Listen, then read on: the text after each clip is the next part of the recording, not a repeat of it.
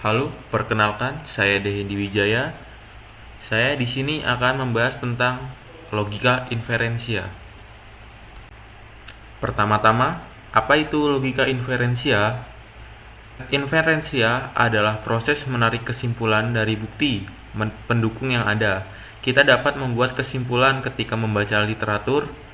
Petunjuk diberikan oleh penulis tentang apa yang terjadi dan kita harus mencari tahu berdasarkan bukti itu. Jadi kita bisa menyimpulkan argumen itu valid atau tidak valid. Nah, sebelum kita menarik kesimpulan argumen itu valid atau tidak valid, ada beberapa langkah-langkah untuk menentukannya. Jadi kira-kira seperti ini, kita akan diberi soal berisi satu premis atau lebih dan sebuah konklusi. Nah, apa itu premis? Premis adalah suatu pernyataan yang bisa benar atau salah. Sedangkan kalau konklusi adalah kesimpulan. Lalu kita mencari argumen itu valid atau tidak valid. Sedangkan suatu argumen dikatakan valid jika semua premis itu bernilai benar atau tautologi. Selain itu salah atau tidak valid. Nah, untuk membuktikan inferensi logika ada dua cara, yaitu dengan tabel kebenaran dan metode afirmasi. Menggunakan tabel kebenaran, tentukan bagaimana premis atau kesimpulan. Lalu, buatlah tabel kebenaran. Ketiga, tampilkan baris kritis. 4. Periksa di baris kritis. Jika ada kesimpulan yang benar, maka argumen itu valid. Jika tidak, argumen tersebut ialah argumen tidak valid. 2. Memakai metode affirming. Ada 7 metode dalam affirming, yaitu 1. Modus ponens. Premisnya P implikasi Q, P kesimpulannya Q. Maka jika digit terakhir suatu bilangan adalah 0, maka bilangan tersebut habis dibagi 10. Digit terakhir suatu bilangan adalah 0, maka kesimpulannya adalah bilangan tersebut habis dibagi 10. Kemudian 2. Modus tollens. P implikasi Q, kesimpulannya adalah P. Maka jika Zeus seorang manusia, maka ia dapat mati. Zeus tidak dapat mati. Berarti kesimpulannya Zeus bukan seorang manusia. Kemudian 3. Metode disjunctive addition. Premisa P, kesimpulannya adalah P atau Q. Bisa juga Q, kesimpulannya Q atau P. Jadi Simon adalah siswa SMU, Sekolah Menengah Umum. Kesimpulannya, Simon adalah siswa sekolah menengah SMU atau SMP. Kemudian yang konjungtif simplikasi.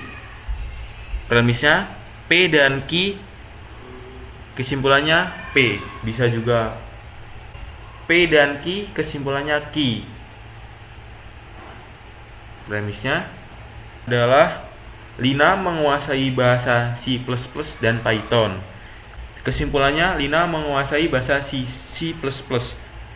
Bisa juga kesimpulannya Lina menguasai bahasa Python. Kemudian yang kelima ada disjunctive silogisme. Premisnya P atau Q, negasi P, kesimpulannya Q. Bisa juga P atau Q, negasi Q, kesimpulannya adalah P. Premisnya, dompetku ada di sakuku atau tertinggal di rumah. Dompetku tidak ada di sakuku. Maka kesimpulannya adalah dompetku tertinggal di rumah. Selanjutnya, hypothetical syllogism. Premisnya, P implikasi Q, Q implikasi R. Kesimpulannya adalah P. Premisnya adalah jika 72 habis dibagi 18, maka 72 habis dibagi 9. Jika 12 dibagi 9, maka jumlah digitnya harus habis dibagi 9. Kesimpulannya, jika 72 habis dibagi 18, maka jumlah digitnya habis dibagi 9. Kemudian yang terakhir ada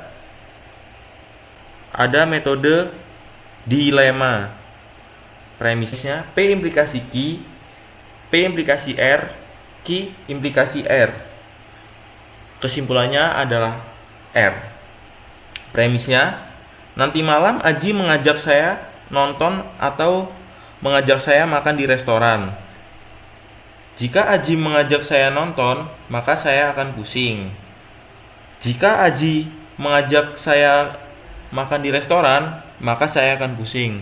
Jadi kesimpulannya adalah nanti malam saya akan pusing. Langsung lanjut ke contoh soal. Dika mempunyai pacar atau istri. Kita bisa menggunakan metode konjungtif simplikasi, yaitu P dan Q kesimpulannya P. Jadi jika Dika mempunyai pacar dan istri, maka kesimpulannya adalah Dika mempunyai pacar, bisa juga Dika mempunyai istri. Gila, ngeri bener yang namanya Dika ini ya. Jadi contoh ya adik-adik. Mungkin sekian saja penjelasan dari saya. Kalau ada kurangnya, mohon maaf. Selebihnya nggak ada. Terima kasih.